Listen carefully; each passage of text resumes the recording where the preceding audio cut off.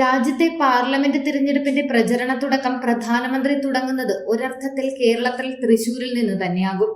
തൃശൂർ പൂരത്തിന് മുന്നേ ബി.ജെ.പി. പ്രവർത്തകർ പ്രധാനമന്ത്രി നരേന്ദ്രമോദിക്ക് എന്താണ് തൃശൂരിൽ നടക്കാൻ പോകുന്ന യഥാർത്ഥ പൂരമെന്ന് കാട്ടിക്കൊടുക്കുന്നതാണ് ഇപ്പോൾ നടക്കാൻ പോകുന്നത്. അതിന്റെ ആദ്യ അടി കിട്ടാൻ പോകുന്നത് കമ്മികൾക്കും കുങ്ങികൾക്കുമായിരിക്കും. വരുന്ന ലോക്സഭാ തെരഞ്ഞെടുപ്പിൽ ബി.ജെ.പി. കേരളത്തിൽ വിജയം ലക്ഷ്യമിടുന്ന 2 മണ്ഡലങ്ങളാണ് തൃശൂരും തിരുവനന്തപുരവും. തിരുവനന്തപുരത്ത് ആര് സ്ഥാനാർത്ഥിയാകുമെന്ന കാര്യത്തിൽ ഇതുവരെ തീരുമാനമായില്ലെങ്കിലും തൃശൂരിൽ അങ്ങെടുക്കാൻ തീരുമാനിച്ചിരിക്കുന്നത് സുരേഷ് ഗോപിയും ടീമുമാണ്. പിന്നാലെ തീരുമാനം വരും തിരുവനന്തപുരത്തേക്കും. തൃശൂരിൽ വീണ്ടും സുരേഷ് ഗോപി മത്സരിക്കുമെന്ന കാര്യത്തിൽ ഏറെക്കുറെ ഉറപ്പിച്ചിരിക്കുകയാണ്.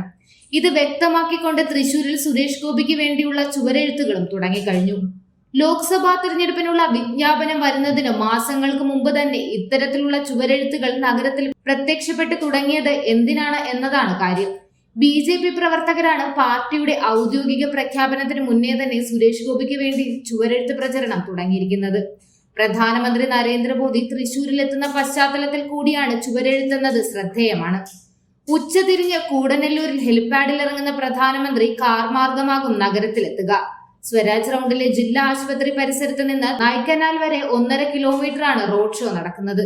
തുടർന്ന് വടക്കുന്നാഥ ക്ഷേത്ര മൈതാനത്തിൽ നടക്കുന്ന മഹിളാ സംഗമം പ്രധാനമന്ത്രി ഉദ്ഘാടനം ചെയ്യും. 2 ലക്ഷം സ്ത്രീകളാണ് മഹിളാ സംഗമത്തിൽ പങ്കെടുക്കുന്നത്. നരേന്ദ്രമോദിയുടെ വരവ് ഒരു തരത്തിൽ സുരേഷ് ഗോപിയുടെ തെരഞ്ഞെടുപ്പ് പ്രചരണത്തിന്റെ ഔപചാരികമായ തുടക്കം കുറിക്കൽ കൂടിയായി മാറുമെന്നതിൽ ഒരു സംശയവുമില്ല. 2019 ലോക്സഭാ തെരഞ്ഞെടുപ്പ് മുതൽ തന്നെ തൃശൂരിൽ സുരേഷ് ഗോപി സജീവമാണ്.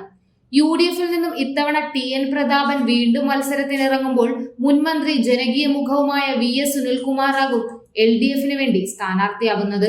2019 ലോക്സഭാ തെരഞ്ഞെടുപ്പിലും ബി.ജെ.പിക്ക് വേണ്ടി സുരേഷ് ഗോപിയായിരുന്നു തൃശൂരിൽ മത്സരിച്ചത്.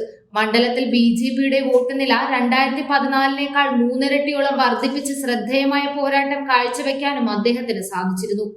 17.5% വർധനവോടെ 2,93,882 വോട്ടായിരുന്നു മണ്ഡലത്തിൽ സുരേഷ് ഗോപിക്ക് ലഭിച്ചത്. 4,15,089 വോട്ടുകൾ നേടിയ TN പ്രതാപൻ വിജയിച്ചപ്പോൾ 3,21,456 വോട്ടുകളുമായി LDF-ന് വേണ്ടി മത്സരിച്ച CPI-യിലെ രാജാജി മാത്യു തോമസ് രണ്ടാമതുമെത്തി. ലോക്സഭാ തെരഞ്ഞെടുപ്പിലെ മികച്ച പ്രകടനം 2021 നിയമസഭാ തെരഞ്ഞെടുപ്പിലും തൃശൂരിൽ സുരേഷ് ഗോപിക്ക് സീറ്റ് ഉറപ്പിച്ചു നൽകി. തിരഞ്ഞെടുപ്പിന് മുമ്പ് തന്നെ ചില സർവേകളിൽ തൃശൂരിൽ ബി.ജെ.പി. വിജയിക്കുമെന്ന് പ്രവചിക്കുകയും ചെയ്തിരുന്നു. ശക്തമായ മത്സരം തിരഞ്ഞെടുപ്പിൽ നടന്നെങ്കിലും കുറഞ്ഞ വോട്ടുകൾക്ക് സുരേഷ് ഗോപി 3-ാം സ്ഥാനത്തേക്ക് പിന്തള്ളപ്പെടുകയായിരുന്നു. 40,457 വോട്ടുകളായിരുന്നു സുരേഷ് ഗോപിക്ക് ലഭിച്ചത്.